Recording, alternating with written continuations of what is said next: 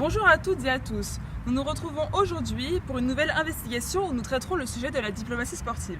Alors tout d'abord, qu'est-ce que la diplomatie sportive? On pourrait la définir comme étant l'utilisation des événements sportifs pour la réalisation d'objectifs de politique étrangère. Cela représente la promotion d'un pays à l'international. Il existe des enjeux et des stratégies qui sont mis en place afin de rayonner à travers le sport à l'international. Que représente le sport aujourd'hui? En 2016, l'économie du sport génère 2% du PIB mondial, soit 1200 milliards d'euros. Les moyens mis en œuvre pour les compétitions sportives internationales sont un moyen d'exposer la vitrine du pays. Cela contribue au fait que le pays puisse être reconnu comme une puissance.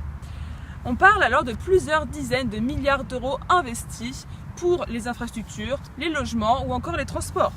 La médaille du pays ayant dépensé le plus jusqu'à présent revient à la Russie, avec les Jeux Olympiques d'hiver de Sotchi déroulés en 2014, qui ont coûté plus de 40 milliards d'euros. Mais attention, 187 milliards d'euros seront dépensés par la puissance du pétrole, le Qatar, en vue de la Coupe du Monde de 2022. On comprend que le sport est un moyen important qui permet de montrer le poids d'un pays dans le monde. Par exemple, lors des Jeux Olympiques de 2012, l'Angleterre a utilisé sa cérémonie d'ouverture pour exposer l'histoire de l'Angleterre et expliquer ses cultures anglaises. Nous rappelons qu'il y a plus de 4 milliards de téléspectateurs qui regardent cette cérémonie. Nous verrons alors dans ce reportage que selon les pays, la diplomatie peut être différente. Nous allons nous attarder sur 3 pays. Tout d'abord les États-Unis, qui ont été les premiers à utiliser ce terme de diplomatie sportive, où leur but est vraiment d'exposer leur puissance économique et de marquer les esprits. Puis la Chine, où la diplomatie sportive passe par la performance, la compétition. En effet, les enfants sont éduqués et formés très tôt pour devenir des champions olympiques. Et enfin, le Qatar, qui veut devenir le Vatican du sport. Maintenant, je vous laisse avec Camille Juchot pour plus d'explications. Oui, bonjour. Alors concernant la diplomatie sportive aux États-Unis, alors c'est très simple. Les États-Unis ont toujours voulu avoir un impact fort au niveau international. Ils ont toujours voulu avoir une portée à l'international. Donc, par exemple, les États-Unis ont longtemps été considérés comme les policiers du monde. Ils ont donc instauré leur hard power et aujourd'hui, ils veulent instaurer leur soft power grâce notamment au sport. En effet, la finalité de leur diplomatie sportive sont que les objectifs nationaux du monde entier devraient coïncider avec les objectifs des États-Unis. Mais cela vise aussi à renforcer les liens entre les différents pays et les États-Unis. En effet, ils prouvent leur force car ils ont récolté le plus de médailles olympiques, avec plus de 2500 médailles remportées. Vous vous rendez compte ? C'est d'ailleurs un athlète américain qui est sacré championne olympique dès les premiers Jeux en 1896.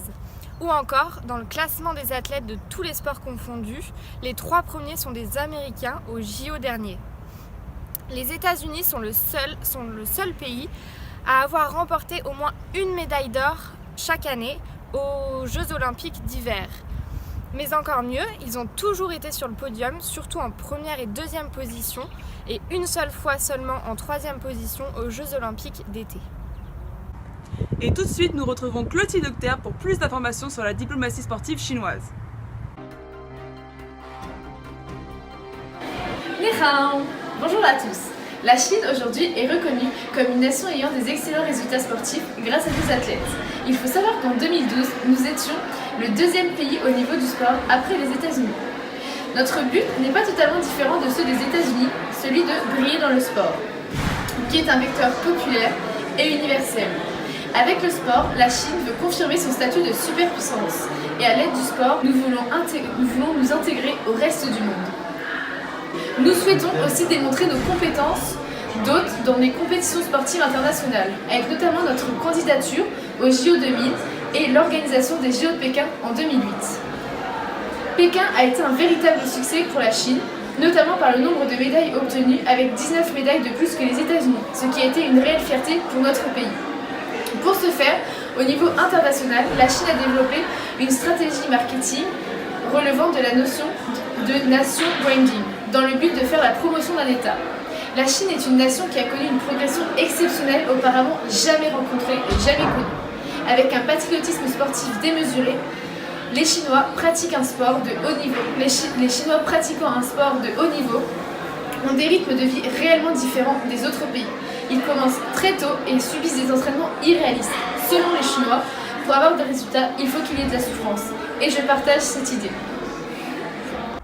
Et pour terminer, nous retrouvons Clément Leroux qui nous parlera de l'émancipation du Qatar.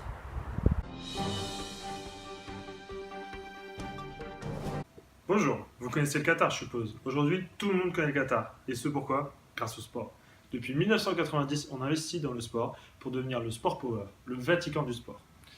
Et ce pourquoi? Pour avoir une renommée internationale au niveau du sport ou d'autres événements. Et comment?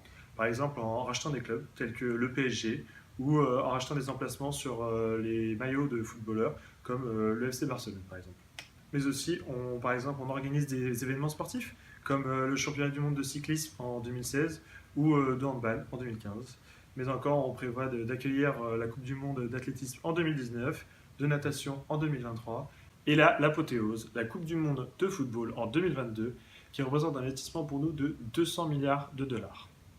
D'ici 2030, c'est plus de 50 événements internationaux que nous prévoyons d'organiser dans notre pays.